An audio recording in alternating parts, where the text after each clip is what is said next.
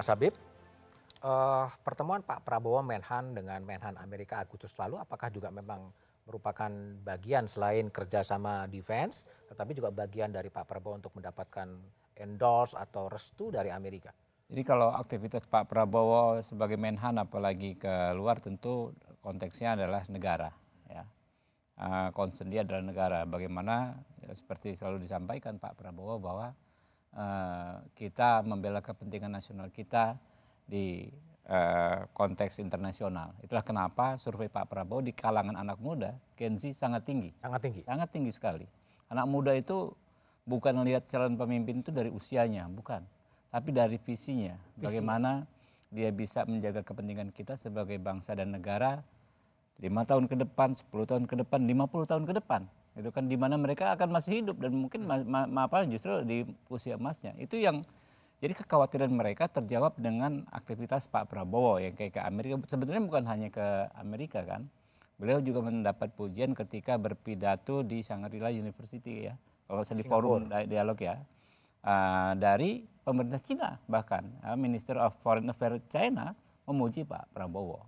Jadi saya pikir namanya kita ada di lingkungan global, tentu kepentingan berbagai macam negara pasti akan mencoba bermain di kita. Jangankan selevel Pak Prabowo. Saya di DPR Pak, ya kan saya anggota DPR biasa. Beberapa bulan sekali, sering sekali, First Secretary negara ini mau ketemu Pak Habibur Rahman, ketemu saya Pak, ketemu saya, ya kan, datang ngobrol dan nggak mungkin ngobrol cuma pengen berkenalan, tentu kan pasti kan ingin menggali informasi dan lain sebagainya. Itulah, tapi nggak ada masalah, ya kan kita ini kan nggak mungkin melepaskan diri dari nilai-nilai tersebut, ya, dari realitas tersebut. Itulah yang dipahami dan mampu pasti akan mau diperjuangkan oleh Pak Prabowo menjaga kepentingan bangsa dan negara di konteks internasional. Baik, Mas Basarah, kalau Pak Ganjar itu dianggap mungkin penerus dari Pak Jokowi dan Pak Jokowi terlanjur dikonstruksikan terlalu dekat dengan China. Lalu bagaimana upaya-upaya Mas Ganjar untuk lebih dekat dengan Amerika sebetulnya? Kalau pertarungan adalah geostrategi dan sikap luar negeri PDI Perjuangan dan termasuk di dalam tentu sikap politiknya Pak Ganjar Pranowo ke depan itu sama dan sebangun dengan sikap politik luar negeri Indonesia, yaitu menganut politik bebas aktif. Kita bergaul dengan semua bangsa-bangsa di dunia dengan prinsip saling menghormati, menghargai satu sama lain. Itulah pegangan kita. Sehingga dengan semua blok-blok negara di dunia ini kita menjalin komunikasi, menjalin kerjasama sepanjang kerjasama itu menguntungkan. Oke. Gitu. Dalam konteks itu sebenarnya kalau bicara tentang ajaran Bung Karno, beliau mengajarkan Trisakti, itu berdaulat di bidang politik, berdikari di bidang ekonomi dan berkiprah di bidang kebudayaan. Saya kira prinsip-prinsip itulah yang menjadi pedoman kami menjalankan politik luar negeri kami, Mas BDM. Oke, baik. Mas Eros, tadi Mas Eros sempat menyinggung ya, ini permainannya panggung elit dan rakyat kemudian seakan-akan menjadi penonton. Kalau Mas Eros, pesan apa sebenarnya harus disampaikan agar nyambung antara elit dengan masyarakat? Apa sih yang dibutuhkan oleh rakyat yang tidak tertangkap oleh elit sekarang ini? Ya sebetulnya satu lah, sampai hari ini pun rakyat kan diombang-ambingkan ya. Selalu kita di rakyat itu diposisikan untuk selalu bermain teka-teki manggis gitu ya. Teka-teki manggis? Siapa nih gitu ya. Dan apa alasannya kok tiba-tiba berubah ya. Nah, lalu membaca bagaimana walaupun para petinggi sudah menjelaskan ya. Bahwa tadi dinobilize bagaimana Pak Jokowi sebetulnya upaya untuk menjaga ya partainya di mana dia dibesarkan seperti itu. Nah, sementara di masyarakat tidak begitu melihatnya, ya kan? Yang saya istilahkan dengan persiaran politiknya yang sangat masif itu kan, itu juga satu hal yang saya rasa perlulah diperbaiki ya, cara ada politik komunikasi para pimpinan kita ini kepada rakyat itu. Jangan asik di antara mereka sendiri, sebenarnya dia tahu bahwa mereka itu adalah petugas-petugas rakyat. Nah dalam konteks itu saya hanya berpesan, nah contohnya nih ya, kenapa sih kok PDIP terlalu gelisah gitu ya.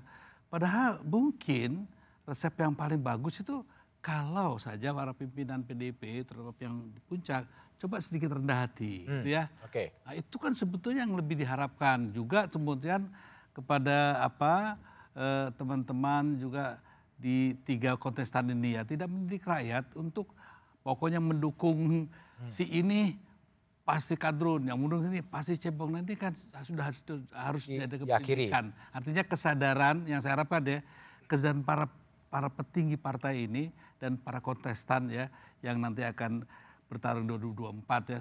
Allah bersepakat kita bagaimana melakukan pendidikan politik kepada masyarakat ini agar kualitas pemilu 2024 lebih naik baik. kelas lah daripada yang lalu. Baik, Mas Umam, ini banyak ngomongin poros 2, 3, 4 atau seperti apa. Kalau kritik Anda atau amatan Anda soal penyelenggara pemilu sendiri, apa sebetulnya yang perlu dibenahin agar ada koneksi yang jelas antara elit dan massa itu? Ya bagaimanapun juga sekarang tantangannya cukup kompleks Mas, di mana penyelenggara pemilu sendiri juga dihadapkan pada keterbatasan waktu.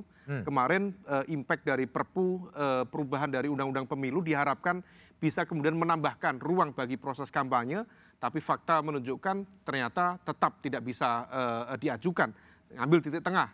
Nah artinya apa? Impactnya nanti ke proses pemilu. Meskipun per hari ini belum masuk masa kampanye, kita sudah lihat di semua wilayah, isinya kampanye semua, isinya mobilisasi massa. Tetapi yang terpenting dari proses politik ini, kita dari basis survei, dari berbagai penelitian, yang menjadi ekspektasi masyarakat itu most likely terkait dengan sosial ekonomi, pekerjaan, kemudian tentang masa depan anak-anak muda, kepastian kerja, dan lain sebagainya. Nah oleh karena itu, yang terpenting dari proses politik, jangan politik itu hanya kemudian menghadirkan drama, gimmick, hura-hura. Tetapi betul-betul bagaimana demokrasi itu bisa menciptakan good governance dan public delivery service yang baik dan kemudian memiliki impact kepada masyarakat kawulo alit. Yang mereka impact itu adalah sosial, ekonomi, kesejahteraan, pekerjaan. Itu yang kemudian mereka harapkan. Kalau hanya kemudian narasi tentang wacana identitas, tentang ideologi, tapi tidak memberikan kepastian apapun kepada masa depan, saya pikir yang akan muncul adalah antipati terhadap politik dan demokrasi. Saya mungkin ingin memberikan sedikit Oke, pendek aja, pendek. Prinsipnya dari diskusi kita dua poros ini, PDI Perjuangan siap untuk mengikuti dua pasangan calon atau tiga atau 4. Oke. Kita berpegang teguh pada demokrasi dan hukum. Baik. Dan kita selalu punya keyakinan untuk itu dan dengan rendah hati kita membuka diri untuk segala kemungkinan kerjasama politik dengan blok politik yang lain. Oke, baik Mas Basarah, Mas Eros, Mas Habib dan Bung Umam. Terima kasih telah bergabung di satu meja The Forum.